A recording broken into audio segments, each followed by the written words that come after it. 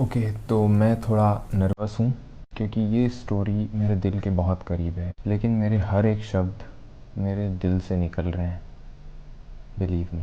पहले मैंने एक डायलॉग सुना था कि जिस किसी को भी मिलना होता है ना, आप कुछ नहीं करोगे, कोई एफर्ट्स नहीं दोगे, तब भी पूरी कायनात आपको उससे मिलवाने में लग जाती है। सो एक छोटी सी स्टोरी है मैं शेयर करना चाहूँगा, विच इज़ कि मेरा 20 अप्रैल 2026 को एक शो था रतलाम में, और ये ऐसा पहली बार था जब मैं रतलाम जा रहा था।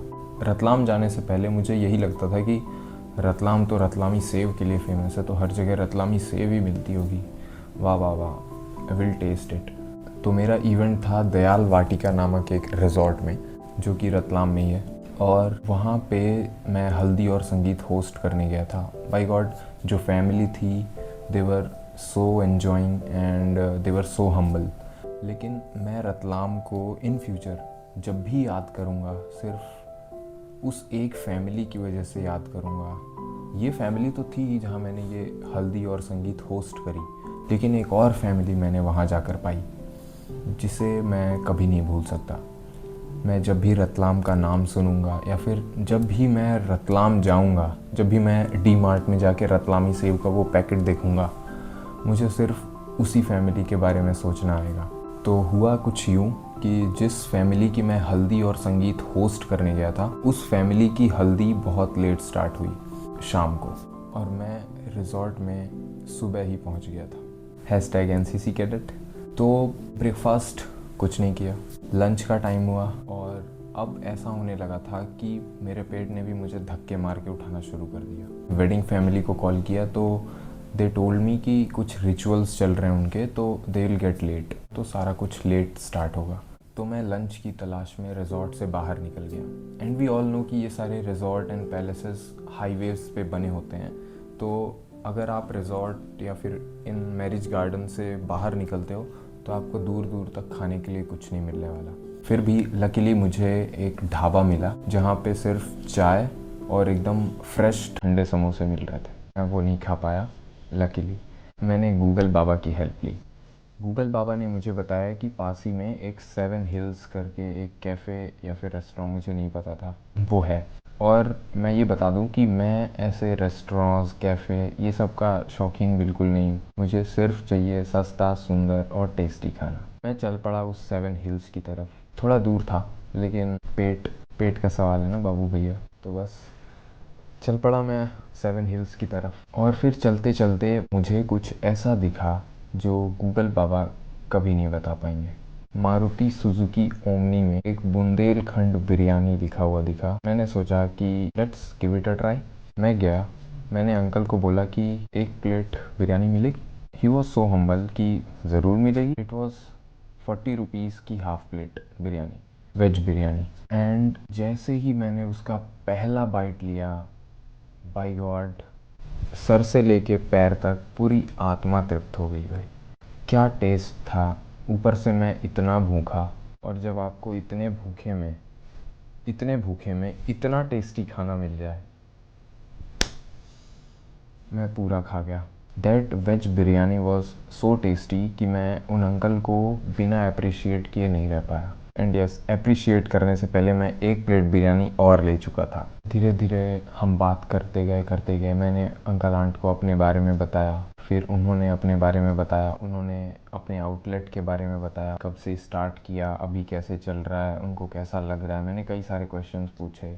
अनफॉर्चुनेटली वो जो फुटेज है वो मैंने सेव करके रखी थी, लेकिन आई डोंट नो कैसे वो डिलीट हो गई।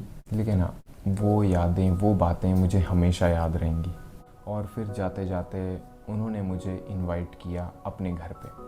तो मेरा तो शो था, लेकिन मैंने उनको बोला कि अगर टाइम ने इजाज़त दी तो मैं ज़रूर आऊँगा और हम ज़रूर मिलेंगे। एंड बिलीव मी, जब आप कोई चीज़ टाइम पे छोड़ देते हो ना, तो वो चीज़ के होने के चांसेस बहुत कम हो जाते हैं।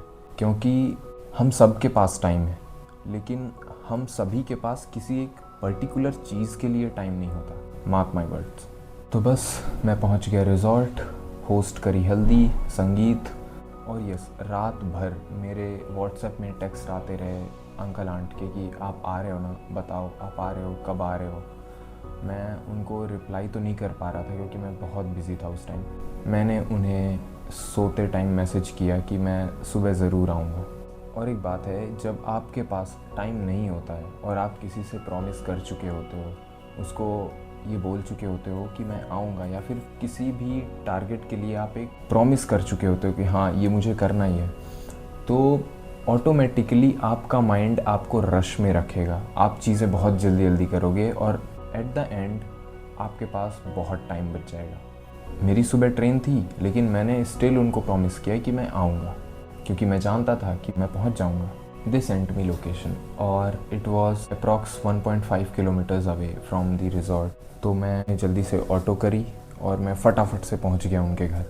थोड़ा मुश्किल हुई ढूंढने में क्योंकि वो एक कॉलोनी में रहते थे। अंकल तो दोपहर के 12 बजे से लेके शाम के 5-6 बजे तक शॉप में ही रहते थे और आंटी ऑफिस जाती थी, जो हाफ डे लेकर जल्दी से घर पे आई।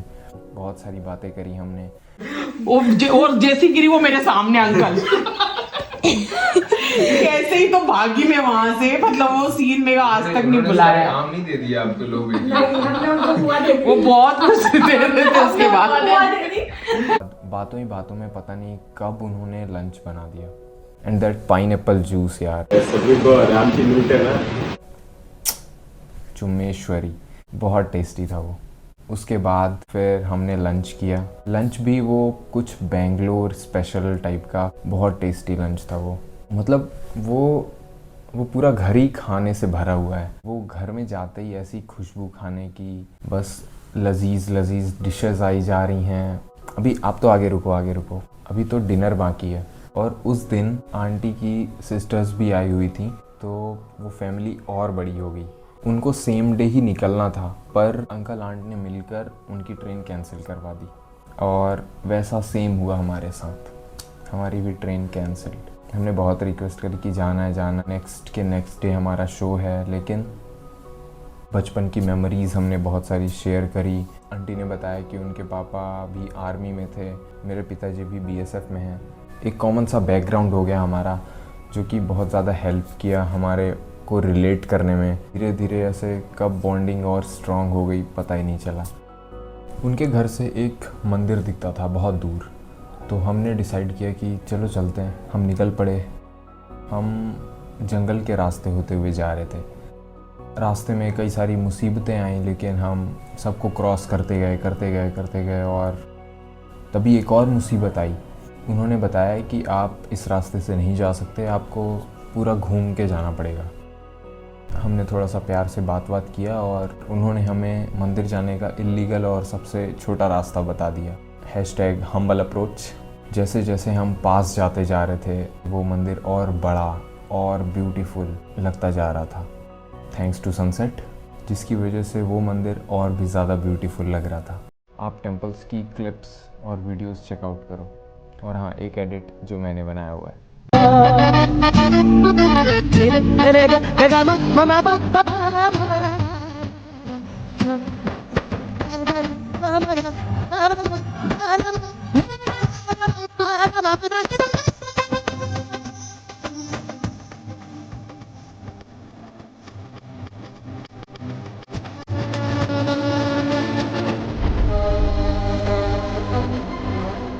अगर आपको भी ये टेंपल पे जाना है तो it's called Mangalya temple. Ratlam railway station से अप्रॉक्स 5 to 7 किलोमीटर्स की दूरी पे। Must visit if you are going to Ratlam. हमने दर्शन किए। दर्शन करते करते हम इतना खो गए कि कब शाम हो गई पता ही नहीं चला। फिर हमने डिसाइड किया कि अब वापस चलते हैं। वापस लौटे तो हमें पता चला कि हम भटक चुके हैं। एक घर दिखा थोड़ी दूर पे, तो हमने डिसाइड किया कि हम जाके पूछते हैं कि क्या सही रास्ता हो सकता है। तो वहाँ से तो कोई रिस्पॉन्स नहीं आया। उसके बाद हमने खुद डिसाइड किया कि अब चलते हैं, जो होगा देखा जाएगा। तो बस हनुमान जी का नाम लिया और अंधेरे में निकल गए। कोई रास्ता नहीं, कोई उजेला नहीं, सिर्फ वही टॉर्च और हाथों में डंडे लेके। Self protection #NCC cadets. और फिर हम निकल पड़े। उसी दरवाजे पे जाकर पहुँचे हम जहाँ से दोपहर में आते टाइम हम गुजरे थे। वो दरवाज़ा उस टाइम तो खुला हुआ था, लेकिन अब उसमें ताला लग चुका था। हमने डिसाइड किया कि हम तारों के नीचे से निकलेंगे, परमिशन लेके। तारों के नीचे से हम निकले, किसी तरह घर पहुँचे। तब तक में अंकल जी भी आ चुके थे और आंटी जी ने सारी प्रिपरेशन कर रखी थी रात के डिनर की। पर तुम ये बताओ कि तुम्हारा एक्सपीरियंस कैसा रहा? शानदार। घूमने का लो पानी मजा आ गया। पानी में डुबकी मारो, पानी नीचे पीने के लिए। दे दूं।